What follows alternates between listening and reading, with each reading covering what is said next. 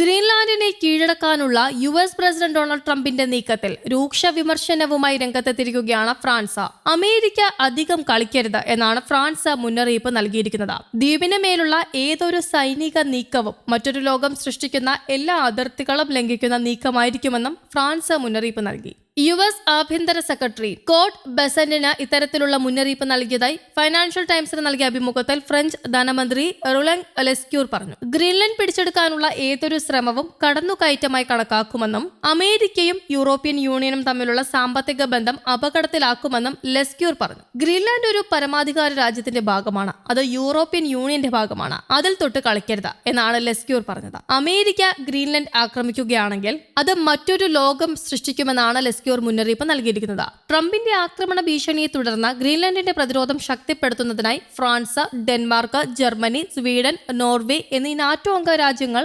സൈനികരെയും സൈനിക സാമഗ്രികളും ഗ്രീൻലാൻഡിൽ വിന്യസിച്ചതിന് പിന്നാലെയാണ് ഈ മുന്നറിയിപ്പ്. ട്രംപ് ഭരണകൂടം ഒരു വൈരുദ്ധ്യമായി മാറിയിരിക്കുന്നു. ഗ്രീൻലാൻഡിനോടുള്ള സമീപനം വൈരുദ്ധ്യത്തിന്റെ ഏറ്റവും പുതിയ ഉദാഹരണമാണ്. ചിലപ്പോൾ സഖ്യകക്ഷിയായും മറ്റു ചിലപ്പോൾ പ്രവചനാതീതമായ പ്രതിയോഗിയായും പെരുമാറുന്നു. എങ്കിലും പരസ്പര സംഭാഷണം നിലനിർത്തുന്നത് പ്രധാനമാണെന്ന് ലെസ്ക്യൂർ പറഞ്ഞു. ഫ്രാൻസ് പ്രസിഡന്റ് ഇമാനുവൽ മാക്രോൺ ഗ്രീൻലാൻഡിന്റെ പ്രതിരോധം ശക്തിപ്പെടുത്താൻ കര, വ്യോമ, നാവിക സാമഗ്രികൾ വിന്യസിക്കുമെന്ന് പ്രഖ്യാപിച്ചതിന് പിന്നാലെയാണ് ലെസ്ക്യൂറിന്റെ ഈ മുന്നറിയിപ്പ്. ട്രംപിന്റെ പേരെടുത്ത് പറയാതെ ലോകത്തിലെ ചില നടത്തിപ്പുകാരുടെ ഇടയിൽ പുതിയ നാടൻ ചട്ടമ്പികളുടെ സ്വഭാവമുണ്ടെന്നും അദ്ദേഹം വിമർശിച്ചു.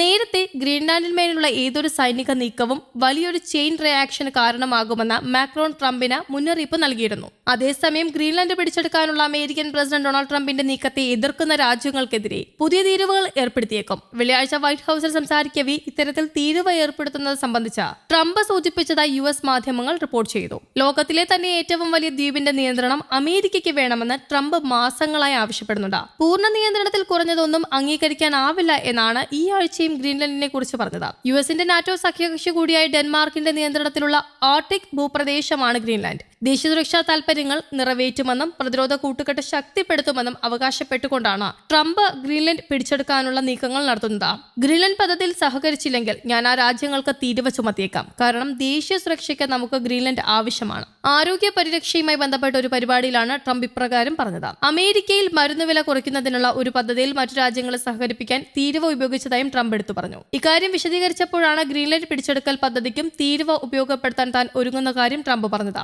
എന്നാൽ ഈ നീക്കത്തിൽ ഏതൊക്കെ രാജ്യങ്ങളെ ലക്ഷ്യമിടാം എന്നതിനെക്കുറിച്ചോ അല്ലെങ്കിൽ ഏത് അധികാരം ഉപയോഗിക്കും എന്നതിനെക്കുറിച്ചോ അദ്ദേഹം വിശദീകരിച്ചിട്ടില്ല. എണ്ണ, വാതകം, അപൂർവ ധാതുക്കൾ എന്നിവയുൾപ്പെടെ പ്രകൃതി വിഭവങ്ങളിൽ സമ്പന്നമാണ് ഗ്രീൻലാൻഡ്. വടക്കേ അമേരിക്കയ്ക്കും ആർട്ടിക് മേഖലയ്ക്കും ഇടയിലുള്ള ഈ പ്രദേശം മിസൈൽ മുന്നറിയിപ്പ് സംവിധാനങ്ങൾക്കും ഈ മേഖലയിലെ കപ്പലുകൾ നിരീക്ഷിക്കുന്നതിനും അനുയോജ്യമാണ് എന്നാണ് യു.എസിന്റെ വാദം. ഗ്രീൻലാൻഡ് പിടിച്ചെടുക്കാനുള്ള യു.എസിന്റെ നീക്കത്തിനെതിരെ ഡെൻമാർക്കിനെ കൂടാതെ നിരവധി യൂറോപ്യൻ രാജ്യങ്ങളും രംഗത്തെത്തിയിട്ടുണ്ട്. ഗ്രീൻലാൻഡ് പിടിച്ചെടുക്കുന്നതിന് സൈനിക നടപടികളടക്കം ട്രംപ് ആലോചിക്കുന്നതായി നേരത്തെ വൈറ്റ് ഹൌസ് വൃത്തങ്ങൾ അറിയിച്ചിരുന്നു. ഗ്രീൻലാൻഡിന് എതിരായ ആക്രമണം നാറ്റോയുടെ അവസാനമായി കണക്കാക്കുമെന്നാണ് ഡെൻമാർക്ക് മുന്നറിയിപ്പ് നൽകിയിട്ടുള്ളത്. നാറ്റോയിലെ മറ്റ് സഖ്യകക്ഷികളുടെ സഹകരണത്തോടെ അവിടെ സൈനിക സാന്നിധ്യം വർദ്ധിപ്പിക്കുമെന്നും കഴിഞ്ഞ ദിവസം ഡെൻമാർക്ക് പ്രഖ്യാപിക്കുകയുണ്ടായി. France, Germany, Netherlands, Finland, Norway, Sweden എന്നിവയെല്ലാം ഈ ആഴ്ച ദ്വീപിലേക്ക് സൈനികരെ വിന്യസിക്കുന്നതായി സ്ഥിരീകരിച്ചിട്ടുണ്ട്. വരും ആഴ്ചകളിൽ ഗ്രീൻലാൻഡിന്റെ തലസ്ഥാനമായ നൂക്കിൽ കോൺസുലേറ്റുകൾ തുറക്കാൻ പദ്ധതിയിടുന്നതായി കാനഡയും ഫ്രാൻസും അറിയിച്ചിട്ടുണ്ട്. News desk, Kerala Kaumudi.